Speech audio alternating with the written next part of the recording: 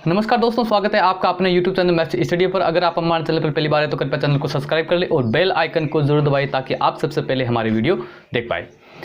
तो दोस्तों शुरू करने जा रहे हैं। आज हम प्रश्नावली 12.2 की परिमेय 12.1 है वो कंप्लीट हो गई थी। उस पर मतलब आप लोगों ने देखा भी नहीं है वीडियो, मुझे पता है। क्यों नहीं देखा है ऑफलाइन स्टूडेंट्स से कहना चाहूँगा, क्यों नहीं देखा है? क्योंकि आपको पता है कि इसमें सत्य असत्य उसमें क्या देखना है। तो मैं आपको बता दूं कि वो जो चीज़ें हैं जो कथन दे रखे हैं वो आप सही ढंग से याद कर लो। अगर वो आपको याद नहीं है तो आगे पढ़ने का कोई फायदा नहीं, आपको समझ में नहीं आने वाला है। ठीक है, तो शुरू करते हैं आज की प्रश्नावली 12.2। तो इसकी कुछ परिमेय उसको कर लेते हैं, परिमेय के बाद में हम प्रश्नावली को शुरू करेंगे। ठीक है, तो उससे पहले 5-6 परिमेय दे रखी, उन परिमेय को हल करते हैं। देखो क्या है पहली परिमेय बताने से पहले मैं आपको एक बात बता दूं कि मान लो कि कोई रेखा है, ये मान लो ए बी कोई रेखा है और इसके इधर उधर कोई मान लो बिंदु है, कोई सा भी पी बिंदु है। तो इस रेखा द्वारा अगर यहाँ पर कोई पी पर ऐसे कोण बनाया जाए तो वो ए बी द्वारा पी बिंदु पर अंतरित कोण कहलाता है। यानी ए बी रेखाखंड द्वारा पी बिंदु पर अंतरित कोण कहलाता है। ठीक है, चलो अब देखो इसमें जो परिमेय दे रखी है बहुत अच्छी परिमेय दे रखी है, मज़ा आ जाएगा, आप ढंग से पढ़ेंगे। देखो पहली परिमेय दे रखी है 12.1। परिमेय 12.1 एग्जाम में आपको परिमेय का कथन दे देगा और आपको उसको सिद्ध करने के लिए कहेगा। ठीक है, तो परिमेय क्या कह रही है? देखो कि एक वृत्त की बराबर जीवाएं केंद्र पर बराबर कोण अंतरित करती है। क्या कह रहा है? देखो इसका जो चित्र है वो दे रखा है आपको कि एक वृत्त है और उसकी दो जीवाएं हैं जो लंबाई में क्या है, बराबर है। ए बी जीवा है एक और एक सी डी जीवा है, सी डी जीवा, और ये लंबाई में क्या है, बराबर है। देखो चित्र में कैसे बनी है कैसे नहीं बनी है उसको छोड़ो, आपको प्रश्न में दे रखा है कि ये दोनों जीवाएं हैं वो लंबाई में बराबर है। ओ इसका केंद्र है। ठीक है, देखो एक वृत्त की बराबर जीवाएं केंद्र पर बराबर कोण अंतरित करती है। बराबर जीवा का मतलब है कि ये दोनों जीवाएं हैं। जीवा का मतलब समझते हैं, कल वाली क्लास में मैंने अच्छी तरह से बताया है। ये दोनों लंबाई में बराबर है तो ये केंद्र पर बराबर कोण अंतरित करती है। इस बात को समझेंगे कि ये जो जीवा है ये केंद्र ओ पर एक कोण अंतरित करती है ये, और इधर ये भी केंद्र पर एक कोण अंतरित करती है ये, और ये दोनों कोण क्या है, बराबर है। ये हमें सिद्ध करना है और ये हमारी परिमेय के लिए। परिमेय को सिद्ध करने का मतलब क्या कह रहा है? जो परिमेय में कथन है उसको हमें सिद्ध करना है। ठीक है, प्रूफ करना है उसको। तो देखो परिमेय कैसे सिद्ध करेंगे, पहले दिया गया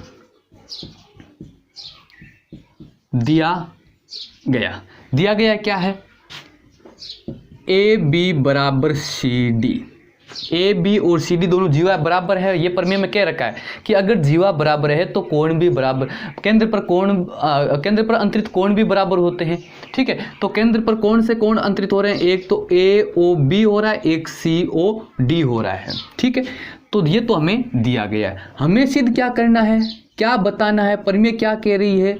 सिद्ध ये करना है कि अगर जीवाएं बराबर है तो जीवाओं द्वारा केंद्र पर अंतरित कोण भी बराबर है। अब ए बी जीवा है वो केंद्र पर कौन सा कोण अंतरित कर रही है? ए ओ बी, ये कोण। देखो आप चित्र अपनी कॉपी में नोटबुक में बना लो और जो मैं बिंदु बोल रहा हूँ उनको ढंग से देखते जाना, तब भी आपको समझ में आएगा। तो सिद्ध हमें यह करना है कि जीवा ए बी जो जीवा है उसके द्वारा केंद्र पर अंतरित कोण कौन सा है? ए ओ बी। ये कोण किसके बराबर है? सी डी जीवा है उसके द्वारा केंद्र पर अंतरित कोण के बराबर है। तो कोण सी ओ डी के बराबर है, ये हमें सिद्ध करना है। ठीक है, चलो रचना की आवश्यकता नहीं है, उपपत्ति करते हैं। उपपत्ति में क्या करेंगे? देखो आपको दो त्रिभुज नजर आ रहे होंगे, ए ओ बी और सी ओ डी। तो क्या लिखेंगे? त्रिभुज ए ओ बी। जो बिंदु बोल रहा हूं वो आप अपने डायग्राम में देखते जाएंगे। ए ओ बी व त्रिभुज सी ओ डी में, इन दोनों त्रिभुजों में क्या दिख रहा है? आप ढंग से देखोगे तो इस त्रिभुज की ए ओ भुजा इस त्रिभुज की सी ओ भुजा बराबर है। ये बराबर क्यों है? क्योंकि AO जो भुजा है वो भी इस त्रिभुज की एक त्रिज्या है, और CO है वो भी इस वर्त की त्रिज्या है। AO है वो भी इस वर्त की त्रिज्या, CO है वो भी इसी वर्त की त्रिज्या है। तो एक वर्त की सारी त्रिज्याएं बराबर होती है, ठीक है। तो इन दोनों त्रिभुजों में आप अगर देख रहे हैं तो आपको क्या मिल रहा है कि AO बराबर CO, AOB त्रिभुज की AO भुजा और COD त्रिभुज की CO भुजा बराबर है। क्यों बराबर है? एक ही वर्त की त्रिज्याएं, एक ही वर्त की त्रिज्याएं, कारण भी लिखेंगे कि त्रिज्याएं, जो भी आप बातें अपनी तरफ से लिख रहे हैं उनका कारण लिखेंगे, ये बराबर क्यों है। फिर हम देख रहे हैं कि OB और OD भी बराबर है, या इसको BO लिख दो, BO और DO ये भी बराबर है। तो ये भी दोनों क्या है? एक ही वर्त की त्रिज्याएं हैं। तो कारण क्या लिखेंगे? एक ही वर्त की त्रिज्याएं, एक ही वर्त की त्रिज्याएं, ठीक है। उसके बाद में आप दे रखे हैं कि इस त्रिभुज की AB भुजा, इस त्रिभुज की CD भुजा। तो AB बराबर CD, ये बराबर क्यों है? ये हमें दिया गया है, तो इसका कारण भी लिखेंगे। क्या है? ये दिया गया। अब आप नोट करेंगे कि अगर दो त्रिभुज है हमारे पास और दोनों त्रिभुजों की संगत भुजाएं बराबर, संगत का मतलब ये और ये बराबर है, ये और ये बराबर है, और ये बराबर है, तो ये दोनों त्रिभुज सर्वांग सम त्रिभुज कहलाते हैं। क्या कहलाते हैं? सर्वांग सम त्रिभुज कहलाते हैं। तो क्या हो गया? अगर ये तीनों बातें हम देखें तो हम देख रहे हैं कि त्रिभुज AOB COD की संगत भुजाएं बराबर है, इसलिए क्या हो जाएगा? त्रिभुज AOB सर्वांग सम, ये सर्वांग सम का चिन्ह है, त्रिभुज COD, यानी ये दोनों त्रिभुज क्या है? सर्वांग सम है। और सर्वांग सम त्रिभुजों के सारे अंग बराबर होते हैं, यानी संगत भुजाएं और संगत कोण सारे क्या होते हैं? बराबर होते हैं। इसका मतलब क्या हो गया कि कोण, अगर ये सर्वांग सम है, अतः क्या हो जाएगा? अतः कोण AOB इस त्रिभुज का, एक नंबर त्रिभुज, ये 2 नंबर त्रिभुज, एक नंबर त्रिभुज का कोण AOB बराबर होगा कोण COD, और ही हमें सिद्ध करना था। अतः क्या लिखेंगे? अतः वर्त की समान जीवाएं केंद्र पर समान कोण अंतरित करती है, समान कोण अंतरित करती है। ये बात आपको लिखने दीजिए। समझ आ गया? तो पहली प्रमेय हमारी सिद्ध होगी। ये आपको याद भी रखनी है कि अगर कोई वर्त है उसमें 2 जीवाएं या 2 से अधिक कितनी भी जीवाएं और वो लंबाई में सारी बराबर है, तो वो केंद्र पर कोण भी समान ही अंतरित करेगी, बराबर कोण अंतरित करेगी। जितनी डिग्री का AB बना रही है उतनी डिग्री का कोण बनाएगा CD। आगे देखो, एक उदाहरण से समझता है। अगर मान लो कि AB यहाँ पर 40 डिग्री का कोण बनाती है, तो CD भी यहाँ पर कितने डिग्री का बनाएगी? 40 डिग्री का बनाएगी, बशर्त कि AB और CD दोनों क्या होनी चाहिए? बराबर होनी चाहिए, ठीक है। यह आपकी पहली प्रमेय कंप्लीट हो गई। आगे देखो दूसरी प्रमेय, 2 नंबर प्रमेय। 2 नंबर जो प्रमेय है वो प्रमेय 12.1 प्रमेय थी। अभी जो हमने प्रमेय की है उसकी अपोजिट है। देखो प्रमेय का मतलब क्या होता है? कुछ ऐसे कथन होते हैं जो क्या होते हैं? हमेशा के लिए कहीं पर भी वो सत्य होते हैं, ठीक है। 12.2 देखो 12.1 प्रमेय क्या थी कि किसी वर्त की समान जीवाएं केंद्र पर समान कोण अंतरित करती है।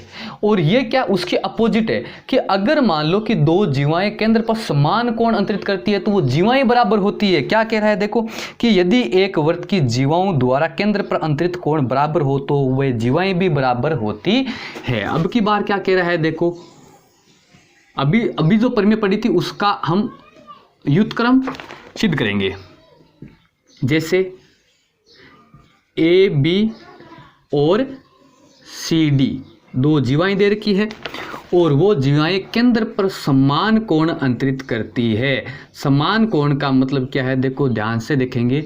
समान कोण का मतलब हो गया कि जितने डिग्री का यहाँ पर कोण बन रहा है उतने डिग्री का यहाँ पर कोण बन रहा है।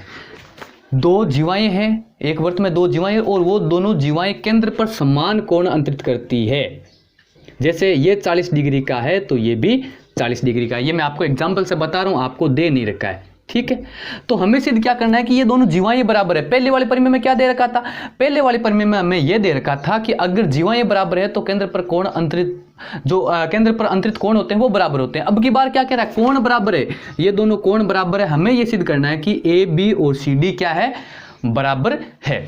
तो देखो क्या करेंगे, दिया गया क्या दे रखा है, हमें यह दे रखा है कि कोण ए ओ बी, अगर इसको ओ माने केंद्र जो है उसको ओ माने तो ए ओ बी, ये कोण ए ओ बी कोण बराबर है कोण सी ओ डी के बराबर है, ठीक है। यह हमें दिया गया है। हमें सिद्ध क्या करना है, हमें वही सिद्ध करना है जो हमारी परिमेय शर्त के अनुसार कह रही है। शर्त के अनुसार क्या कह रही है कि अगर ये कोण बराबर है तो ए बी और सी डी भी बराबर होगी, ये हमें सिद्ध करना है। अब इसमें हमें क्या करना, रचना करनी नहीं, क्योंकि रचना की कोई आवश्यकता नहीं है, सीधी उपपत्ति करेंगे। उपपत्ति वही बात आप नोट करेंगे कि त्रिभुज ए ओ बी व त्रिभुज सी ओ डी में दो त्रिभुज दिख रहे हैं आपको, ए ओ बी और सी ओ डी। इन दोनों में क्या दिख रहा है आपको, आप सारे जानते हैं कि ए ओ वृत्त की त्रिज्या है, डी ओ बी वृत्त की त्रिज्या है, तो दोनों बराबर होगी। तो आप क्या देख रहे हैं कि ए ओ बराबर डी ओ, क्यों बराबर है, एक ही वृत्त की त्रिज्याएं, एक ही वृत्त की त्रिज्याएं, ये इसका कारण हो गया, एक ही वृत्त की त्रिज्याएं। आप देख रहे हैं कि इन दोनों त्रिभुजों में बी ओ बराबर सी ओ, बी ओ और सी ओ दोनों बराबर है, क्यों बराबर है, एक ही वृत्त की त्रिज्याएं, ठीक है। आप नोट कर रहे हैं कि कोण ए ओ बी बराबर है कोण सी ओ डी, ए ओ बी ये कोण, सी ओ डी ये कोण, ये बराबर है, क्यों बराबर है, दिया गया है। ये बराबर क्यों है, ये दिया गया है, ठीक है।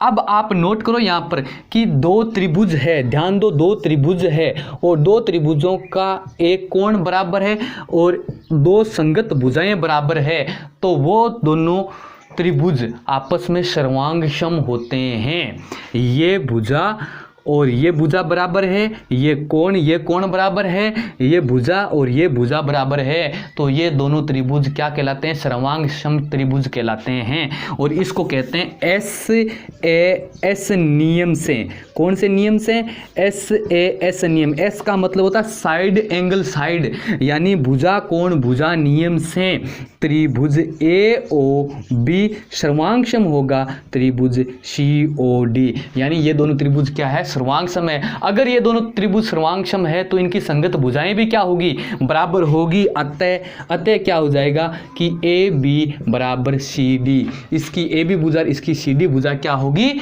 बराबर होगी। और ये हमें सिद्ध करना था। आप क्या लिख देंगे, इसलिए हम क्या कह सकते हैं, जो परिमेय कह रही है वो कह सकते हैं कि दो जीवाओं द्वारा केंद्र पर अंतरित कोण बराबर हो तो जीवाएं भी बराबर होती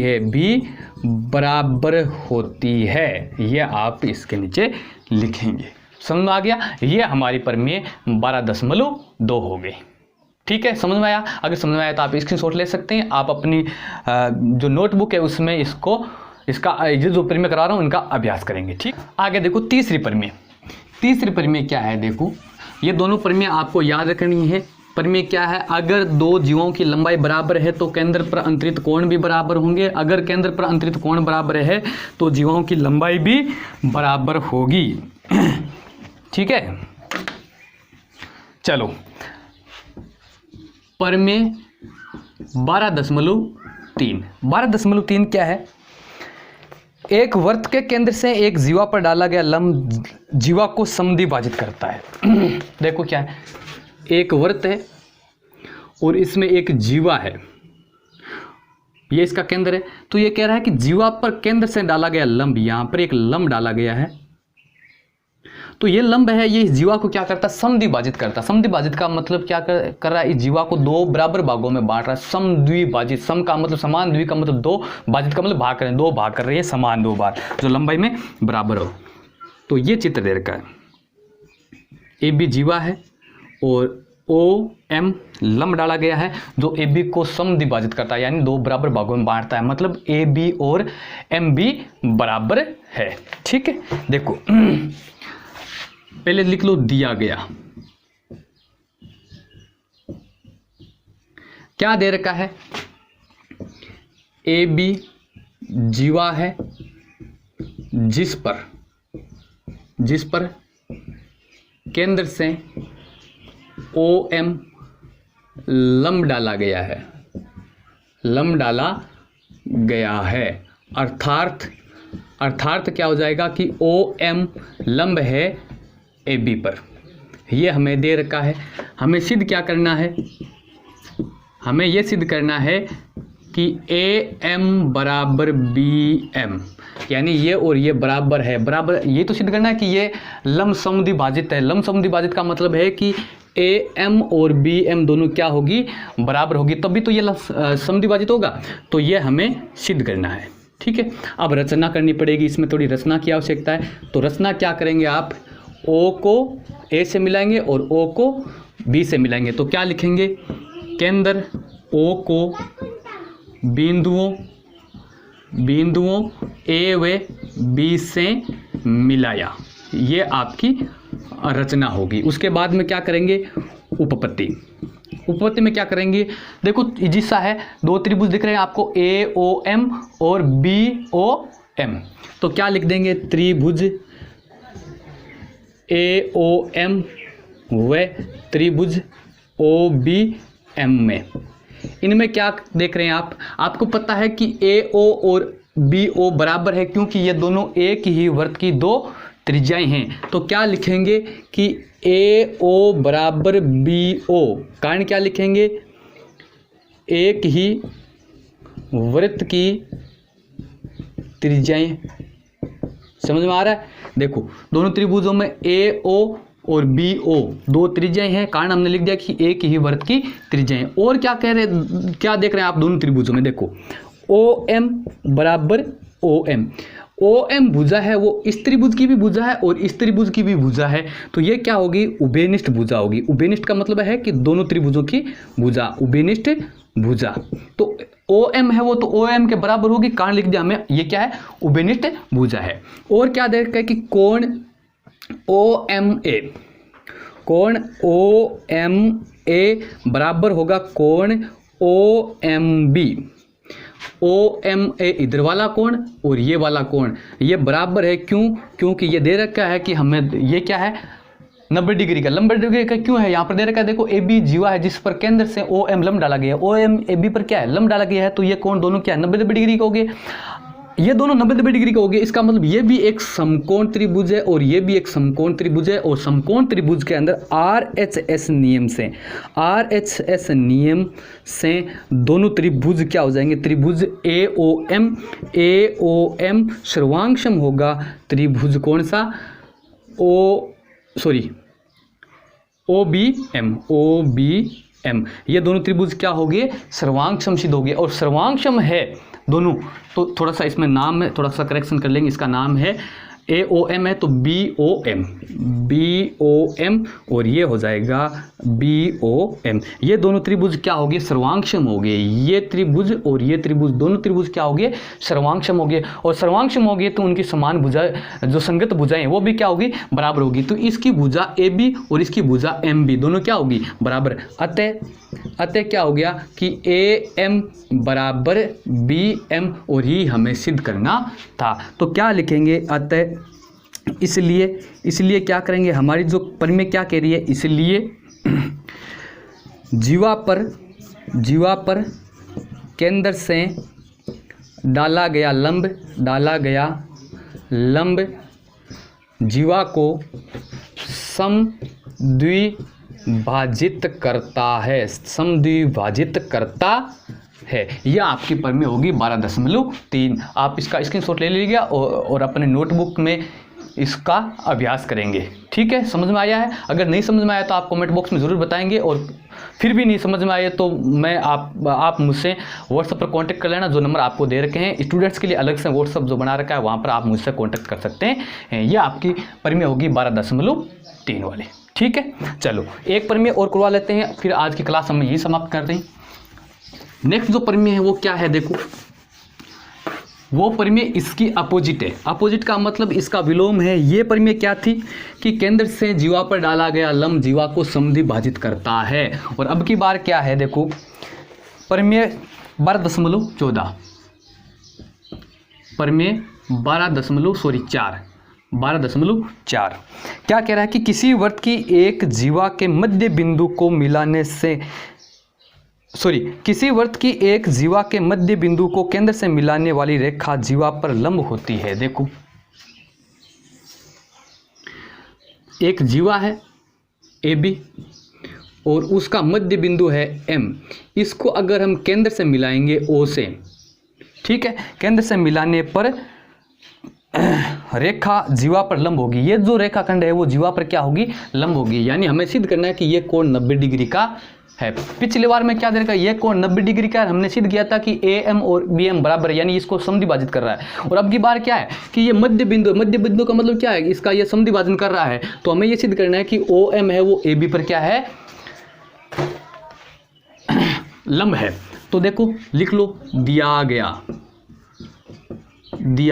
क्या दे रखा है, हमें दे रखा है कि AM बराबर BM, ये इसका मध्य बिंदु है। तो इसका मतलब ये तो हो गया AB और BM दोनों बराबर है, बीच में होता है मध्य बिंदु। ठीक है, ये हमें दिया गया है। हमें सिद्ध क्या करना है, हमें ये सिद्ध करना है कि जो OM है वो लंब है AB पर। OM जो है वो AB पर लंब है, ये हमें सिद्ध करना है। ठीक है, तो रचना की आवश्यकता है। रचना क्या करेंगे, वही रचना O को हम क्या करेंगे, A से मिलाएंगे और O को किससे मिलाएंगे, B से। तो क्या लिखेंगे, केंद्र O को बिंदुओं A व B से मिलाया। ये क्या होगी, आपकी रचना होगी। उसके बाद में क्या करेंगे, उपपत्ति में क्या करेंगे, वही बात। दो त्रिभुज आपको दिख रहे हैं OMA और OMB। त्रिभुज OMA व त्रिभुज OMB में, इन दोनों त्रिभुज में आपको क्या दिख रहा है, आप जानते हैं कि OA है वो त्रिभुज इस वृत्त की त्रिज्या है और OB भी इस वृत्त की त्रिज्या है। तो क्या हो जाएगा, OA बराबर OB क्या लिखेंगे, एक ही वृत्त की त्रिज्याएं।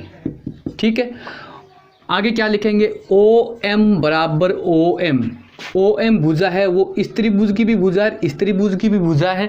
तो ये दोनों, ये तो आपस में OM बराबर होगी। इसका कारण क्या है, ये क्या है, उभयनिष्ठ भुजा है।